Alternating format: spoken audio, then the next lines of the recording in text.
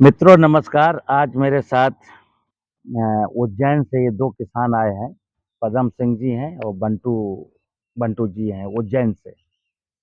और रियली ये प्राकृतिक खेती का वीडियो हमारा देखा होगा।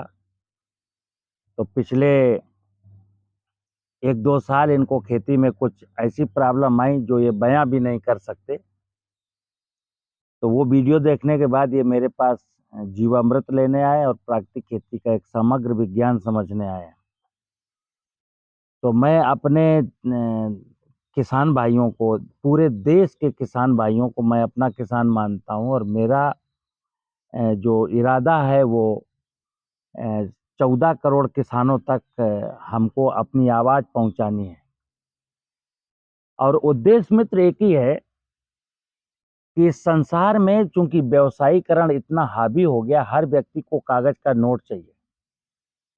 जब हर व्यक्ति को कागज़ का नोट चाहिए तो लोग व्यवसाय कहाँ करेंगे? हमेशा गरीब जनता पर बिजनेस किया जाता है। तो हमारे देश में चूंकि किसानों की एक बहुत बड़ी आबादी है, 65% किसानों का एरिया है, गांव का एरिया है। और जो गांव के ही बच्चे पढ़ लिख करके सरकारी सिस्टम में आ जाते हैं या कारपोरेट सिस्टम में आ जाते हैं। एक किसान ने अपने बच्चे को बड़े लाड़ प्यार से पाला और पढ़ाया और ये सोचा कि इसकी कहीं जॉब लग जाएगी, और उसकी जॉब लग गई। तो या तो वो गवर्नमेंट जॉब में गया या वो कारपोरेट सेक्टर में गया। तो अब उसका काम क्या होता है? क्योंकि सारा बिजनेस मॉडल है, वो जहां भी जाएगा उससे बिजनेस लिया जाएगा कि आपको 50 लाख का बिजनेस देना है। तो चाहे वो मेडिकल क्षेत्र में जाएगा या वो एग्रीकल्चर सेक्टर में जाएगा या मशीनरी सिस्टम में जाएगा, तो वो भोली वाली जनता को, किसानों को, गरीबों को अपना प्रोडक्ट बेचने के लिए और इतने बारीकी से प्रोडक्ट बेचता है। और ये एग्रीकल्चर के साथ जब होता है तो आप सब लोग समझ रहे हैं क्या आपके साथ क्या हो रहा है। अगर आप नहीं समझ रहे हैं तो मैं फिर बता भी नहीं पाऊंगा कि आपके साथ हो क्या रहा है। आपसे कहा जाता है कि बिना रासायनिक उर्वरकों के फसल पैदा नहीं होगी और आपने मान लिया है।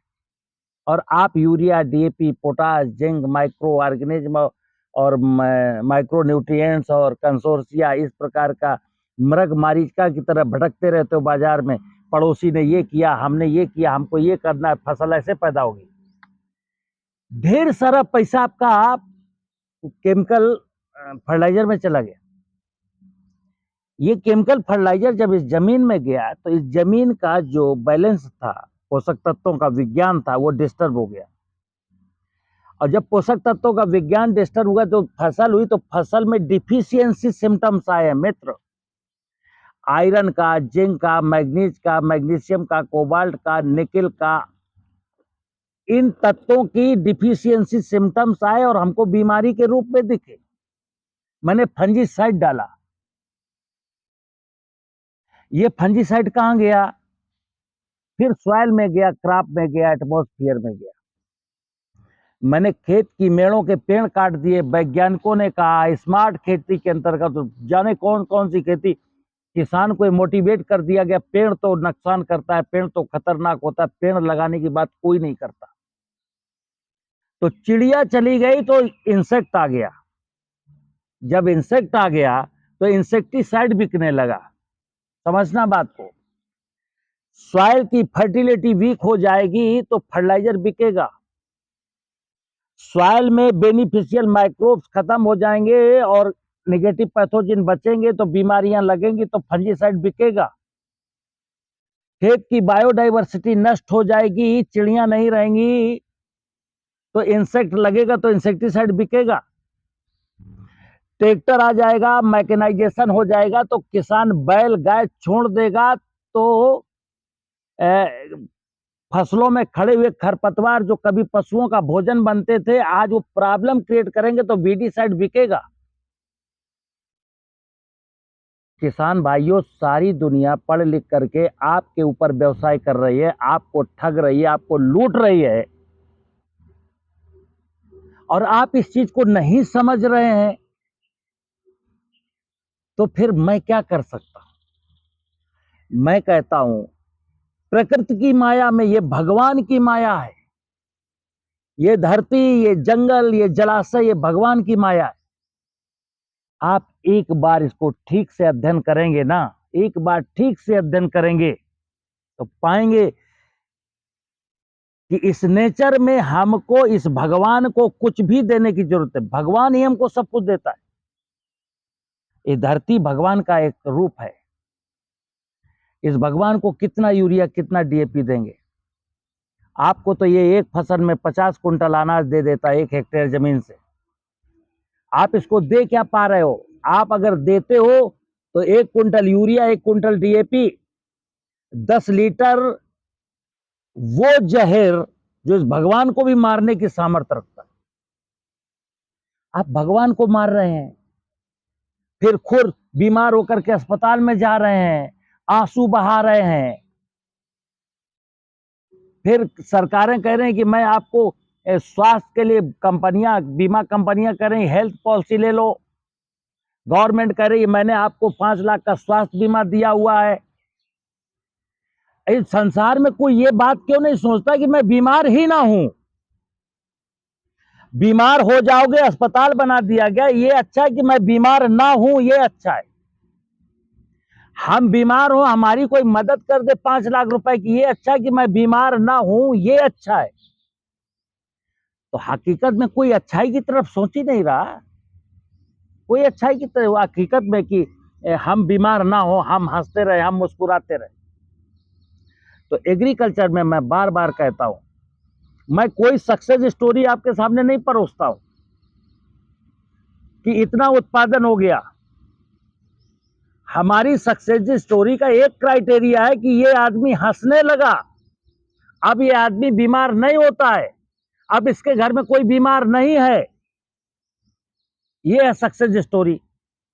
3 लाख का आलू बेच लिया, ये सक्सेस स्टोरी नहीं है, क्योंकि 3 लाख का आलू बेचने के बाद वो कैंसर का मरीज हो चुका है।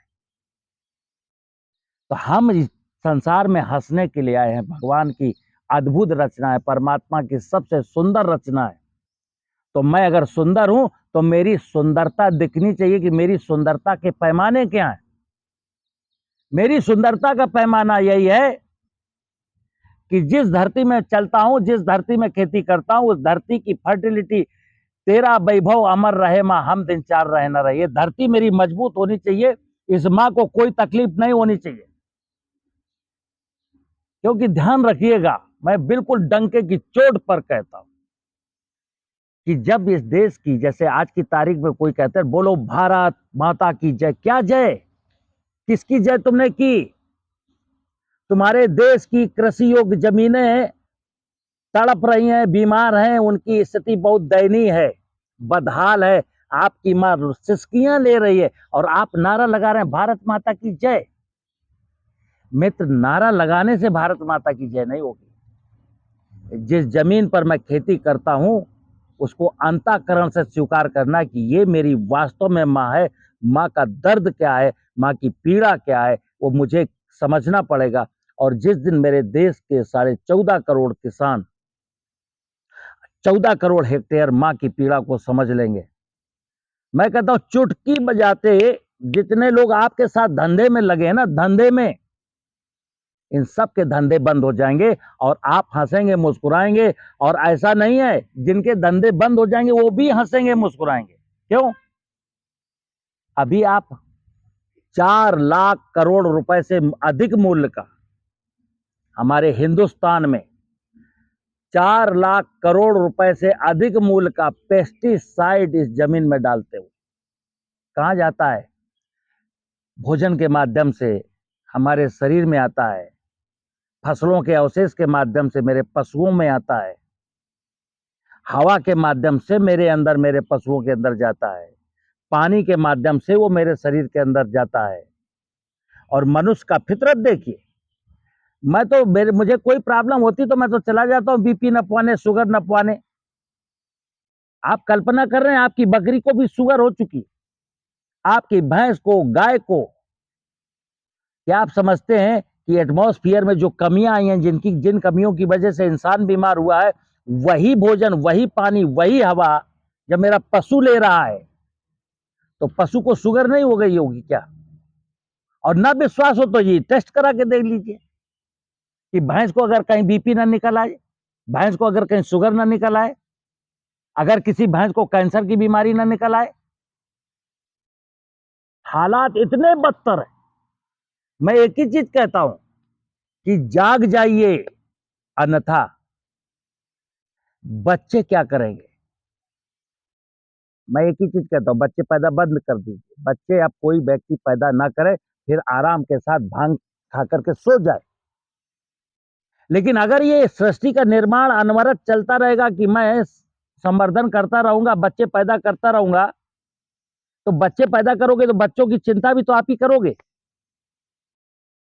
हर व्यक्ति सो रहा है भांग का गोली खा करके, केवल एक ही पैसा है, अर्थ मिल जाए, कागज का नोट मिल जाए।